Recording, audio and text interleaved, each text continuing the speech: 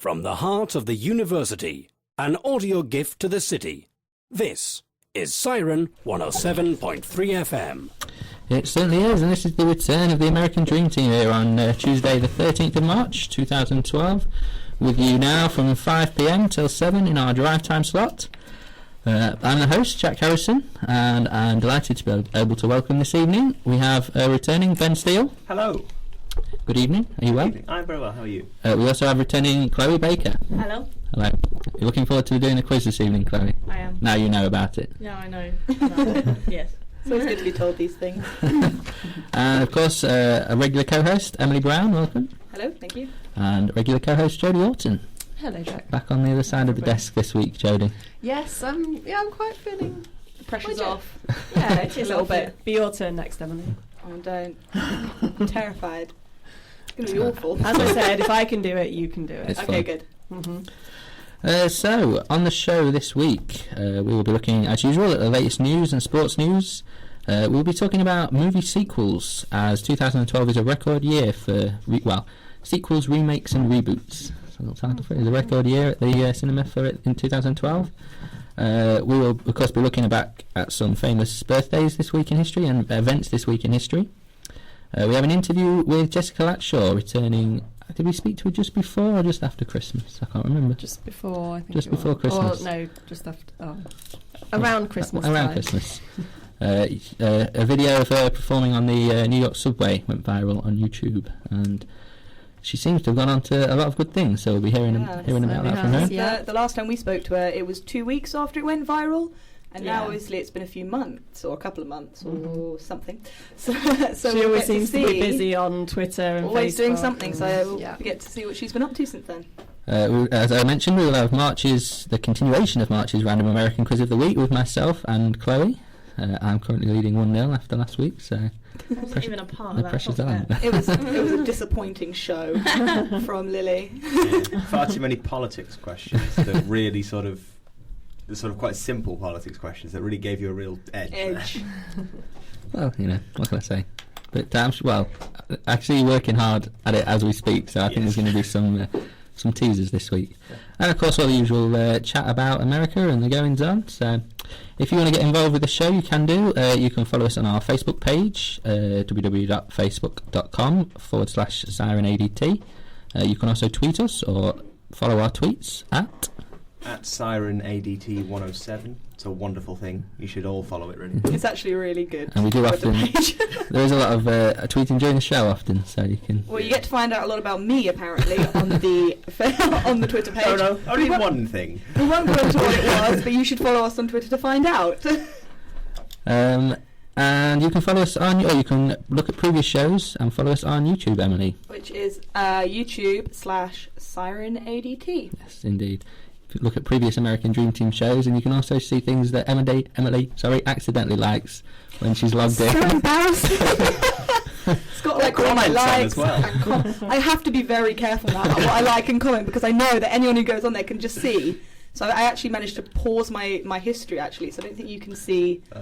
You can see my likes and comments, but you can't see everything I've been watching. That's a shame. I was looking forward to that. Because I just get ridiculed by this one, Ben. Indeed. I'm offended.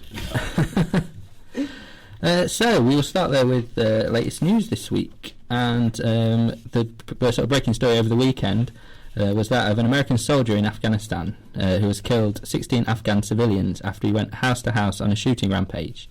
The unnamed soldier broke into 3 houses during the spree and fired on the families inside before returning to his base to turn himself in. Western officials described the attack as unprecedented in the decade-long conflict and warned that it risked inflaming the already strong anti-West sentiment following the burning of Korans last month at an American airbase.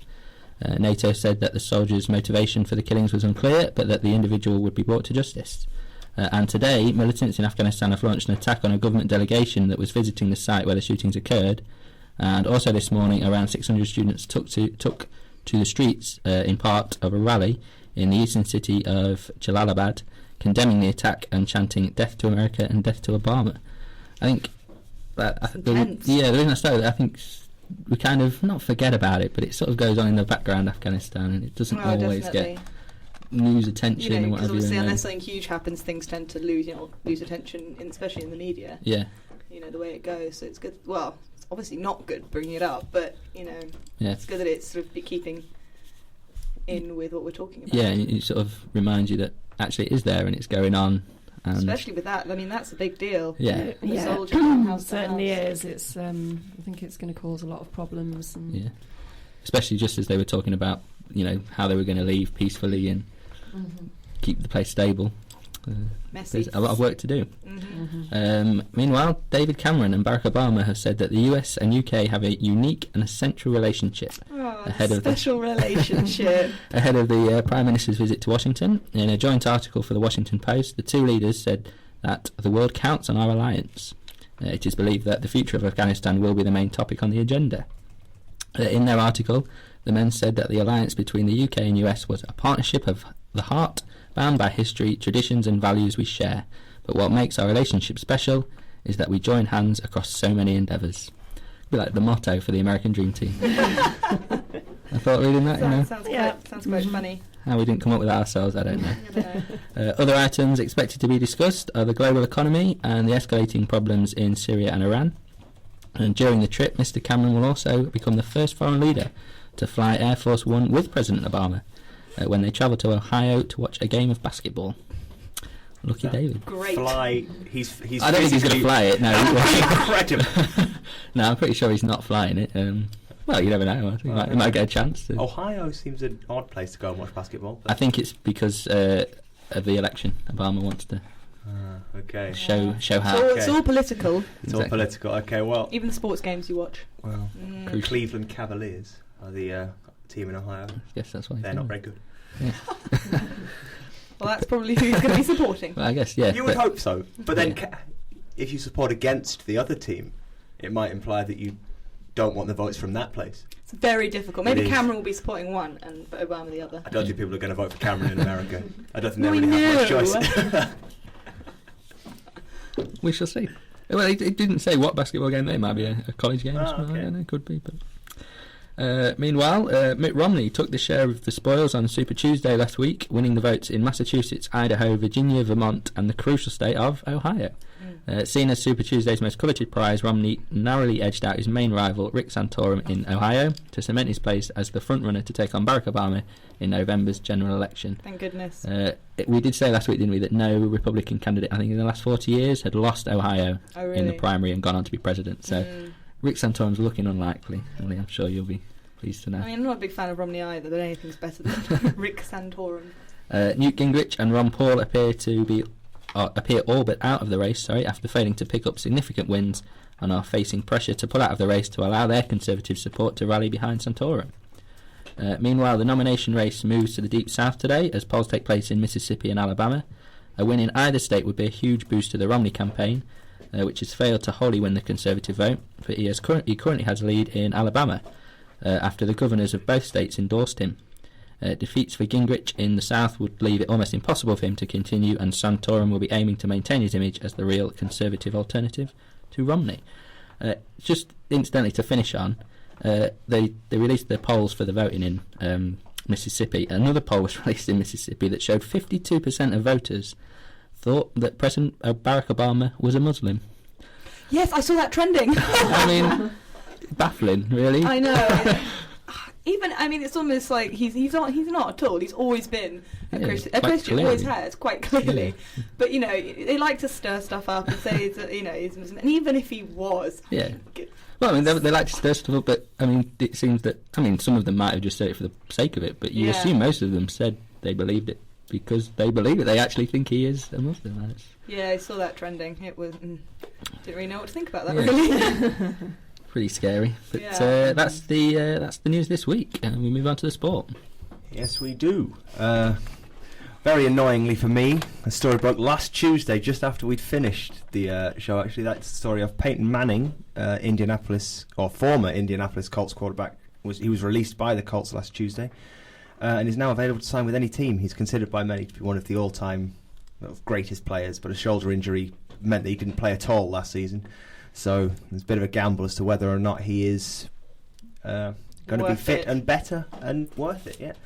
Worth the amount of money that's probably going to be paid for him. Yeah, there's going to be quite a lot of money. Teams like Miami are considered the favourites at the moment because he already has a house down there where he goes to the summer. That helps. It'd be great, wouldn't it, if you could just pick where you're going to live. If he's not one of the greatest, because he not afford to buy a house. Oh yeah, he could afford to buy wherever he wants. Yeah, he could probably afford to buy Miami. I would have. Yeah, it helps if you already have your beach house down there, while you're getting settled. His previous contract, his last contract with the Indianapolis Colts, is one of the reasons they've cut him now, is because he would have been guaranteed $100 million over the next 2 years. If they hadn't got rid of him now, they've only got to pay him $65-70 million now. Well, anybody get the feeling you're in the wrong job? Yeah. Yeah. Also, take a big gamble. The Washington Redskins in the NFL have taken a massive gamble, basically mortgaging their entire future in draft picks to the St. Louis Rams for the chance to pick second in this year's NFL draft. It's pretty likely that they're going to pick quarterback Robert Griffin III, a fantastically American name, really. Obviously, he was very successful in college, but whether or not that'll translate over into the professional level it remains to be seen. Moving on to baseball, spring training has begun. There's pre-season mini tournaments that are going on, lots of all those things that happen. All the analysts are looking to see if St. Louis Cardinals can hold on to their World Series crown or if somebody else will do it, and how the big money off-season signings of Jose Reyes, Prince Fielder and Albert Pujols how they will fare in their new teams. Basketball, the NBA trade deadline is this Thursday, so I will be covering that. The main story is whether or not Dwight Howard will go and play in Los Angeles and make them almost unstoppable. And an American Dream Team first. We've got some cricket news. The USA cricket team lost today to Uganda in a qualifier for the T20 World Cup. Uganda chased down the score that was posted of 123 with 4 balls left in their innings. And finally, we've got general celebrity news, which is Denver quarterback Tim Tebow, who obviously we talked about a lot. He has turned down the chance to appear on The Bachelor, which seems quite a good move. He's a very popular man with the ladies, apparently. Well, that's why he was picked for The Bachelor. Yeah, but he didn't want it. He's not doing it. He didn't want to pick. He doesn't want then, to. obviously. He doesn't want to do the. No, he's a very religious man. I think having one is his main goal in life, rather than playing the field. Yeah, that's the idea. On The Bachelor, the whole thing is you try and find yourself a nice lady friend. I think he might be slightly worried that they might not be doing it for the right reasons. That's the whole point of the show. They're allowed to, they win money or something if they either get to go, at the end or something, they either get a lot of money or him. They can pick. So they're kind of playing. Yeah. So it's I think he might have made a good move. I think he's made a good move. I don't know. I'll take his place. You're gonna go on The Bachelor. Okay, Yeah. cool. Right, Emily the Bachelor. Yeah, you heard it here first. Very guys. eligible. And that is the sports news this week. Very nice. I like the first there, American cricket. Yeah. Continue that. I'll see if I can just keep it going. Talk about baseball. Boston Red Sox, are they looking any good this year? They seem to be. They've not made any big moves, but they are. I'm intrigued as I've bought tickets to go and see them. Any excuse to mention that is. Who are they playing? Is the question. When is it going, Jack? I'm going. Well, I go to Boston on May the 12th, and I'm seeing the Red Sox on the Monday, so that's the 14th. Against Seattle Mariners. They'll probably win then. Good. I'm hoping they probably will. Just any excuse to mention that. I thought I'd throw that one in. So coming up, we'll be talking about some of our favourite and least favourite movie sequels. Is it always a good idea to carry on these franchises? Probably not. Who knows? Well, we'll decide after the song. But first, topping the UK album charts this week, Bruce Springsteen. So we thought we'd play some of him.